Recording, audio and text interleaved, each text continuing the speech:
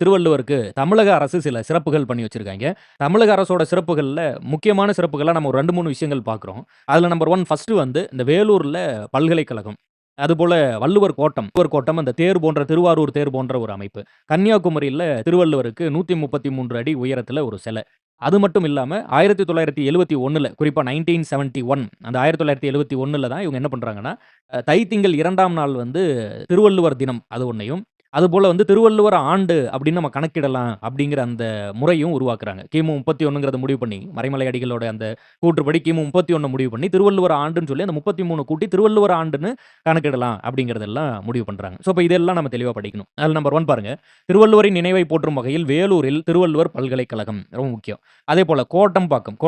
அதுல சென்னையில இருக்கக்கூடிய அந்த கோடம்பாக்கத்துல வள்ளுவர் கோட்டம் அப்படின்னு ஒண்ணு உருவாக்குறாங்க. இந்த ஆண்டு ரொம்ப முக்கியம். 1973 அதேபோல 1976ல முடிவு பெறுது. தொடக்கம் வந்து 1973ல 1976ல முடிவு பெறுது.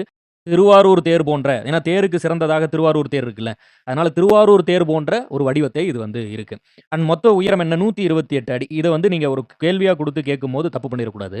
கன்னியாகுமரியில இருக்கக்கூடியது தான் என்னது 133. இங்க என்னது 128. இந்த அடிப்பகுதியோட நீளம் மற்றும் அகலம் பார்த்து வச்சுக்கணும். 25 அடி நீளம், 25 அடி அகலம். 25 அடி நீளம், 25 அடி அகலம்.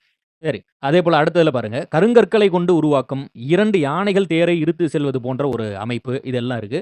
இதுல அந்த பளிங்கு கற்கள்ல வந்து திருக்குறள் பொறிக்கப்பட்டிருக்கு. இது கேள்வி கேட்கக்கூடிய ஒரு இடம். அதனால இத தெளிவா ஞாபகம் வச்சுக்கணும். என்ன அறத்துப்பால்ல எந்த கல்லு? பொருட்பால் வந்து எந்த கல்லு? இன்பத்துப்பால் எந்த கல்?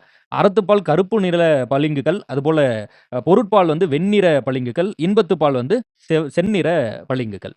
ஸோ, அப்போ அந்த சிலைய வந்து ஒரு தேர் போன்ற ஒரு அமைப்ப உருவாக்கி, அதுல வந்து நம்ம வள்ளுவர் சிலைய வைக்கிறோம். தேர் மாரி கட்டி அந்த தேருக்கு நடுவுல வள்ளுவர் சிலை இருக்கும். அதுக்கு நடுவுல மிட்ல வந்து கல்லுல திருக்குறள் வந்து பொறிச்சிருக்காங்க. எந்த நிற கல்லுல, எந்த முப்பால்ல, அதுல எந்த இது வந்து அறம், பொருள், இன்பம். அதுல எந்த கல்லுல பொறிச்சிருக்காங்க கேள்வி கேட்பாங்க. அறத்துப்பால் கருப்பு நிற பளிங்குக்கல்.